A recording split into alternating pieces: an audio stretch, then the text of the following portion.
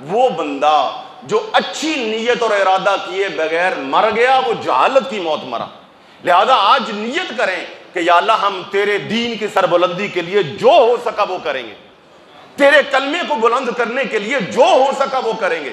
اب مجھے بتاؤ, جبریل امین نے نہیں آنا, اب میرے دادا اور پردادا نے قبر سے اٹھ کے نہیں آنا, اب نبی علیہ الصلوۃ والسلام نے حضور تشریف لے گئے, دروازہ نبوت بند ہو گیا, اب نبی علیہ الصلوۃ والسلام کے مشن کی سربلندی کرنے کے لیے کون آئے گا؟ یہودی تو اس کو ختم کرنا چاہتے ہیں, عیسائی تو اس کا خاتمہ چاہتے ہیں, وہ تو ظلم ڈھا رہے ہیں. کیا ہندو بت وہ آئیں گے؟ نہیں, مسلمان ہی میدان میں آئیں گے جو اپنے نبی کے مشن کو پایا تکمیل تک پہنچائیں گے. ہر بندہ اسی پہ چھوڑ دیں گے, کراچی والے لاہور والوں پہ چھوڑ دیں گے, لاہور والے کہیں جی کراچی والے کر لیں گے, کراچی والے کہیں نہیں دیہاتی کر لیں گے, آپ کہیں جی مولانا صاحب کر لیں گے, مولانا صاحب کہیں نہیں جناب نمازی کر لیں گے, نمازی کہیں جی مسجد کی انتظامیہ کر لے گی, مسجد کی انتظامیہ کہیں نہیں حکمران کر لے گا. نہیں بھائی نہیں, جس نے کلمہ پڑھا ہے وہ اسلامی فوج کا مکمل حصہ ہے, مکمل حصہ ہے. تب فوج کے اندر آپ نے دیکھا ڈاکٹر بھی ہوتے ہیں, انجینئر بھی ہوتے ہیں, لانگری بھی ہوتے ہیں, دھوبی بھی ہوتے ہیں, الیکٹریشین بھی ہوتے ہیں, ڈرائیور بھی ہوتے ہیں, کرنل بھی ہوتے ہیں, جرنل بھی ہوتے ہیں. مجموعی طور پر سب کو کیا کہتے ہیں؟ فوجی. وہاں لنگر پکا رہا ہے وہ بھی فوجی, جو ڈاکٹر ہے وہ بھی فوجی, جو ڈرائیور ہے وہ بھی فوجی. اس لیے ہم میں سے میں اور آپ سب, چاہے آپ تاجر ہیں, چاہے آپ ڈاکٹر ہیں, انجینئر ہیں, طالب علم ہیں, وکلاء ہیں, علماء ہیں, جو بھی ہیں, آپ مومن ہیں, آپ مسلمان ہیں. آپ مسلمان ہیں تو پھر مسلمانوں والی ذمہ داری بھی ادا کرنی. میں یہاں یہ بھی دعوت دوں گا, آج یہ بھی نیت کریں کہ میں نے اگلا پورا ہفتہ اپنی مسلمانی کا جائزہ لینا ہے. کیا میں مسلمان ہوں؟ میرے پاس اسلام ہے؟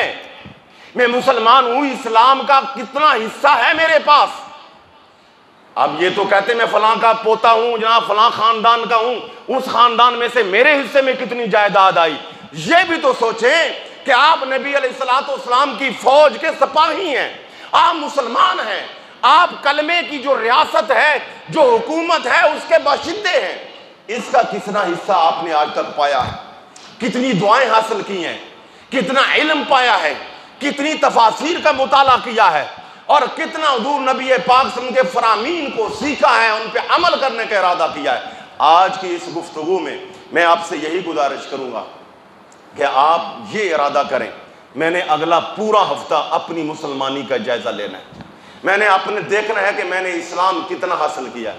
حقیقت بات یہ ہے کہ جب میں یہ روایات کو پڑھ رہا ہوں, معذرت کے ساتھ میں یہ دیکھ رہا تھا, مجھے یہ سوچ آ رہی تھی کہ ہم مسلمان تو ہیں مگر ہمارے پاس اسلام نہیں ہے. چند رسموں کا نام اسلام نہیں ہے, محض نماز پڑھ لینے کا نام اسلام نہیں ہے. مسلمان کون تھے؟ مسلمان وہ تھے کہ جو حقیقت بات یہ ہے جن کی نماز سے زیادہ اپنے کردار پر وہ عمل کرتے تھے. میں آج بھی کہتا ہوں تہجد پڑھنا آسان ہے مگر کسی کی غلط بات کو برداشت کرنا یہ مشکل ہے. ہاں اپنی نظر میں شفافیت لانا, اپنی نیت میں صالحیت لانا, یہ آج مشکل ہے. تہجد پڑھنا بڑا آسان ہے, دن کے وقت رات کو بیٹھ کے 1000 تسبیح پڑھنا آسان ہے. اللہ توفیق دے دے تو وہ بھی خوش نصیب ہے. میں اس پہ کوئی یہ نہیں کہہ رہا کہ وہ یہ اچھی بات, یہی چیزیں تو نیت کا صالحیت کا باعث بنتی ہیں. مگر میں عرض کروں کہ بھائی مسلمان کون تھے؟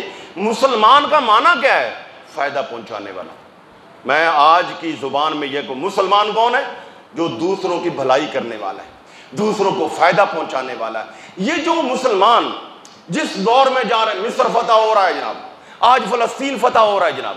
اس وقت 2 بڑی سپر پاوریں تھی, یہ تو سارے کہتے ہیں 2 بڑی سپر پاور تھی جی, رومن امپائر تھی, پرشین امپائر تھی.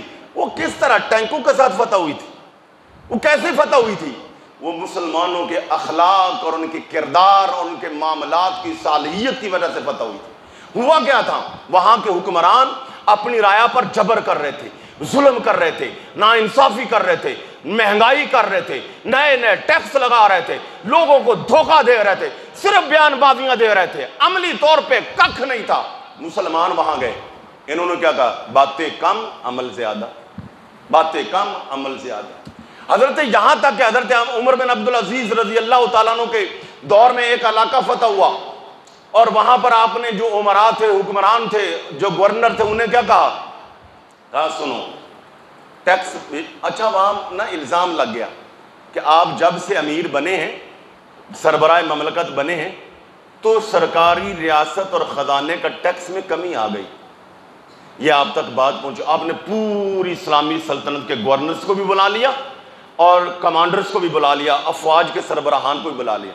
فرمایا سنا یار تم باتیں کر رہے ہو اور قوم بھی بات کر رہی ہے کہ میرے آنے سے ٹیکس کلیکشن میں کمی آ گئی ہے۔ کہا جی بالکل آ گئی ہے، یہ تو حقیقت ہے۔ فرمایا ذرا یہ بتاؤ لوگوں کی نیکی، تقوی، پرہیزگاری میں کمی آئی یا اضافہ ہوا ہے؟ کہا جی اس میں تو اضافہ ہوا ہے۔ فرمایا ایک حکمران، اس کی ذمہ داری ہے سب سے پہلے قوم کے اخلاقی مورال کو بلند کرے، اس کی قوم کا اخلاق بلند ہونا چاہیے۔ تمہارے تو وزراء ابھی تک لائیو بیٹھ کے ایک دوسرے کو گالیاں دیتے، تماچے مارتے ہیں، یہ قوم کا اخلاق ہے؟ کبھی وہ قوم اخلاقی طور پہ پست ہونے والی قوم ایک ایٹم بم نہیں، درجن ایٹم بم بنا لے ناکام رہے گی۔ اگر وہ بھوکی یا پیاسی ہے، اس کا اخلاق بلند ہے، اور حق بات کو قبول کرنے والے ہیں، سچے ہیں، سچائی کو پروموٹ کرتے ہیں، سچ بات قوم کو بتاتے ہیں، اور جواب دہی کا تصور ہے، انصاف قائم کرتے ہیں، اللہ جل شانہ ان لوگوں کو ترقی عطا فرماتا ہے۔ اور مسلمانوں کی یہ جو اسلامی سلطنت پھیلی تھی باقاعدہ طور پر، جب یہ رومن امپائر فتح ہوئی تھی، اس وقت حضرت ربیع بن عامر رضی اللہ تعالیٰ عنہ جو اس علاقے کے سربراہ تھے، انہوں نے اپنے ماتحتوں کو کیا کہا تھا، اور قوم کو، اس علاقے کے لوگوں کو جو غیر مسلم تھے انہیں جمع کیا، اور جب فتح کر لیا اس رومن امپائر کو، یعنی روم کی اس سلطنت کو، سپر پاور پر وہ مسلمان چھا گئے، انہوں نے کیا کہا اے اس علاقے کے لوگوں، کیا ہم حکومت کے لیے یہاں آئے ہیں؟ کیا ہم تخت کے لیے آئے ہیں؟ کیا ہم اقتدار کے لیے آئے ہیں؟ کہا تمہیں پتہ ہی نہیں ہے محمد عربی صلی اللہ علیہ وسلم نے ہمیں وہ عزتیں عطا کر دی ہیں یا دنیا کا کوئی تاج و تخت اس کا مقابلہ نہیں کر سکتا۔ ہمیں اللہ کے رسول نے اللہ سے وہ عزتیں، برکتیں لے دی ہیں۔ سنو ہم یہاں کیوں آئے ہیں؟ ہم یہاں ظلم کے خاتمے کے لیے آئے ہیں، ہم یہاں انصاف بلند کرنے کے لیے آئے ہیں، ہم یہاں ضعیف کمزور کو اس کے حقوق دلانے کے لیے آئے ہیں، ہم غریب کی خدمت کرنے کے لیے آئے ہیں۔ ماں، بہن، بیٹی کا کیا مقام ہے معاشرے والوں کو یہ بتانے آئے ہیں۔ چھوٹوں پہ کیسے شفقت کرتے ہیں، بڑوں کا کیسے ادب کرتے ہیں، ہم یہ بتانے آئے تھے۔ آپ ربیع بن عامر کا پورا بیان، سارے کا سارا بازار اور معاملات کا ذکر ہے، گویا لوگوں ہم تمہارے اخلاق کو بلند کرنے آئے، اور ساتھ فرمایا سنو ہمارے ساتھ وعدہ کر لو کہ تم خود ہی انصاف کو قائم کر دو گے، تم خود ہی اخلاق کو بلند کر لو گے، تم خود ہی اللہ کے نظام اور اصولوں پر عمل کر لو گے۔ ہم مسلمان آج ہی چھٹی کر کے واپس مدینے چلے جاتے ہیں۔ ہمارا مقصد حکومت پہ قابو کرنا نہیں تھا۔ انہوں مسلمانوں نے ہمیشہ جو عزت پائی ہے اخلاق اور کردار کی بہتری سے پائی ہے۔ تو اس لیے آج نیت کیجئے کہ آج میں اگلا ہفتہ اپنی مسلمانی کا جائزہ لوں گا، اپنے اخلاق اور کردار کا جائزہ لوں۔ من حیث الامہ ہمیں کس بات کی نیت کرنے کی ضرورت ہے؟ جب ہم یہ کہتے ہیں کہ ہمارے اعمال نے ایسے حالات پیدا کر دیے، اعمال کس چیز کا نتیجہ ہے؟ نیت کا۔ من حیث الامہ کون سی نیت کرنے کی ضرورت ہے؟ انفرادی طور پہ تو یہی ہے کہ ہم تہجد گزار بن جائیں، نمازی بن جائیں، صالح بن جائیں، ہاں جی ذکر و فکر والے بن جائیں، یہ اچھی بات۔ اجتماعی طور پر پوری امت کی سطح پر مسلمانوں کو محنتی قوم بننے کی نیت کرنے کا ارادہ کرنا چاہیے، ڈیلیور کرنے والی قوم بننے کا ارادہ کرنا چاہیے۔ بدقسمتی سے آج امت میں جن کا کام یہ تھا، جن پہ پہلی وحی اقرا نازل ہوئی تھی علم و تحقیق کے بارے میں، آج سامنے اسلامی ممالک ہیں، ویکسین پر، اس کورونا پر ایک بھی ملک، اسلامی ملک نے ریسرچ نہیں کی، حالانکہ ریسرچ تو انہیں کرنی چاہیے تھی۔ مسلمانوں نے مار کب کھائی؟ اس دور میں بھی اگر اپنی تاریخ کو دیکھیے، جب خلافت عباسیہ ٹوٹ پھوٹ رہی تھی، کیا خیال ہے مسجدیں تھوڑی ہو گئی تھی؟ نہیں، مدرسے بھی بڑے تھے، مسجدیں بھی بڑی تھی، بلکہ ہو کیا رہا تھا، یورپ کے اندر لیبارٹریز بن رہی تھی، وہاں ریسرچ میں سائنسدان آگے بڑھ رہے تھے، اور یہاں ہمارے ہاں بخاری شریف کے ختم ہو رہے تھے۔ میں یہ نہیں کہا بخاری شریف کا ختم ہونا بہت بڑی بات، میلاد شریف ہونا بہت بڑی بات، 11ویں شریف، یہ ذکر اذکار کی مجالس، یہ سعادت مند لوگوں کے حصے میں آتی ہیں، اس میں کوئی شک نہیں۔ مگر بھائی آپ کے ختم بخاری، آپ کا میلاد والے آقا کی سیرت کیا ہے؟ محنت کرنا، آگے بڑھنا، اقوام عالم میں لیڈر رول ادا کرنا، نہ کہ فالوور بننا۔ ہم تو فالوور بھی نہیں ہیں، مسلمان مقتدی بننے کے لیے پیدا نہیں ہوا، مسلمان اقوام عالم کی قیادت بن کرنے کے لیے۔ قیادت کون کرے گا؟ وہی کرے گا جو سائنس میں، ٹیکنالوجی میں، جدید اور قدیم میں ترقی کرے گا، آگے بڑھے گا۔ اللہ انہیں ان لوگوں نے کی، اور اس معاملے میں اللہ رب العالمین ہے، یاد رکھیں وہ رب المسلمین نہیں ہے، وہ رب المسلمین نہیں ہے، وہ رب العالمین ہے۔ اس کے عالم کے اندر تحقیق، ریسرچ اور محنت میں جو آگے نکل جائے گا، اللہ دنیا کی عزت کا تاج اس کے سر پہ رکھ دے۔ ہماری صورت یہاں بر صغیر میں کیا ہوا تھا؟ بہادر شاہ ظفر آخری مغلیہ دور کا بادشاہ، اس نے کیا کیا تھا؟ بڑا پڑھا لکھا، میری لائبریری میں اس کے 6 دیوان پڑے ہوئے ہیں، بہت بڑا شاعر تھا، انٹلیکچوئل آدمی تھا، ادب اور لٹریچر کا ماہر تھا، شاعر ایسا تھا کہ آپ پڑھ کے اس کی شاعری حیران ہو جائیں گے۔ مگر ہوتا کیا تھا؟ ساری رات جناب اعلیٰ سرکار کے دربار میں مشاعرے ہو رہے ہیں، بیانات ہو رہے ہیں، ساری رات جاگتے تھے، فجر پڑھ کے صاحب ذل سبحانی سو جاتے تھے۔ اسی دور میں ایسٹ انڈیا یہاں آئی، ایسٹ انڈیا کے افسران انگریز کیا کرتے تھے؟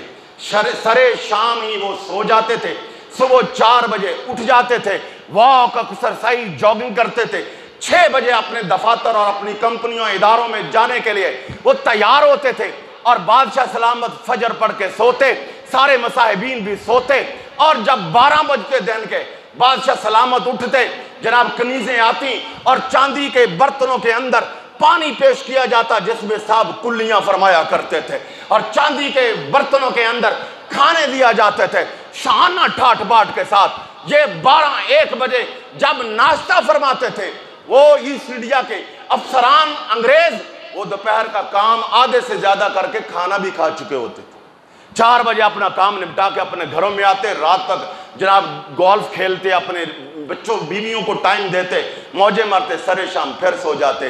میں سمجھتا ہوں ایک بہادر شاہ ظفر کی یہ روش آپ پڑھیے، ذاتی طور پہ اچھا آدمی تھا، بدکماش نہیں تھا، ذاتی طور پہ پڑھا لکھا آدمی تھا، 6 دیوان ہیں اس کے، شاعر تھا، علماء کو پاس بٹھاتا تھا، لکھنے پڑھنے کا کام کرتا تھا، ذاتی طور پر شرابی بھی نہیں تھا، میرا خیال ہے کہ وہ زانی بھی نہیں تھا، میرا امید ہے ذاتی طور پر ٹھیک تھا، مگر کیا تھا؟ غیر رسمی مسلمان تھا، شعوری مسلمان نہیں تھا، کمٹمنٹ والا مسلمان نہیں تھا، لے ڈوبا حکومت کو، اور آپ سمجھتے ہیں یہاں تک آیا کہ اپنے وطن میں قبر بھی نصیب نہ ہوئی۔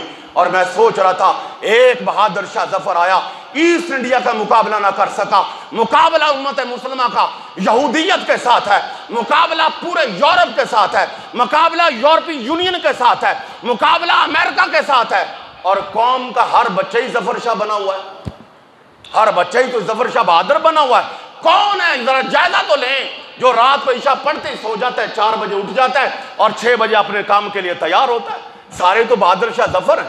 ہر بندے کا ناشتہ رات صبح 11 بجے ہو رہا ہے، بڑے فخر سے کہتے ہیں میں صبح ملنے آؤں گا، کتنے بجے؟ 12 بجے، 12 بجے صبح ہوتی، بڑے فخر سے کہتے ہیں جناب آج اتوار تھا، میں نے 1 بجے ناشتہ کیا۔ یہ ناشتہ ہوتا ہے پاگلوں کا، ہوتا ہے جانوروں کا، ہوتا ہے مسلمانوں کا ناشتہ صبح فجر کے بعد ہوتا ہے، ان کی رات عشاء کے ساتھ ہو جاتی ہے، ان کی صبح تہجد ٹائم ہو جاتی ہے۔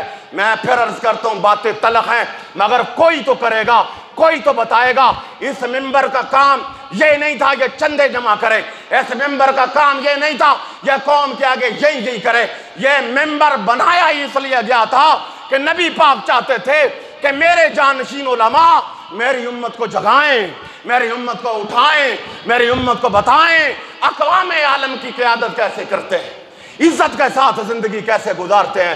میرے بھائیوں آؤ، اٹھو، آگے بڑھو، اللہ نے آپ کو موقع دیا ہے، زندگی دی ہے۔ سرکار نے فرمایا قیامت والے دن صرف مولوی کو سوال نہیں ہونا، صرف پیر کو سوال نہیں ہونا، صرف مسجد کے انتظامیہ کو سوال نہیں ہونا۔ نبی علیہ السلام نے فرمایا کلکم رائن وکلکم مسئول عن رعیتہ، فرمایا تم میں سے ہر ایک مسئول ہے، ہر ایک سے سوال کیا تھا. تو باپ تھا تو کیسا، تو دادا تھا تو کیسا، تو ماں تھی تو کیسی، تو ساتھ تھا تو کیسا، تو امام تھا تو کیسا، تو نمازی تھا تو کیسا، تجھے پیسہ دیا کہاں خرچ کیا، تجھے جوانی دی کیسے گزاری، تجھے بڑھاپا دیا کتنوں کی تربیت کی. یہ سوال ہر کسی سے ہونے ہیں. میں پھر کہتا ہوں نیت کیجئے، اگلے پورے ہفتہ مہربانی کیجئے، سوچئے، غور کیجئے. ایسا نہیں ہے کہ اس سوچ اور نیت میں آپ پڑھیں گے تو آپ کی دینی، آپ کی دنیوی ترقی میں کوئی فرق آ جائے گا. نہیں، آزما کے دیکھ لیجئے، یہ نیت کیجئے، ارادہ کیجئے. دنیا کی زندگی میں بھی اللہ ترقی دے گا اور آخرت اور روحانیت کی زندگی میں بھی ترقی دے گا.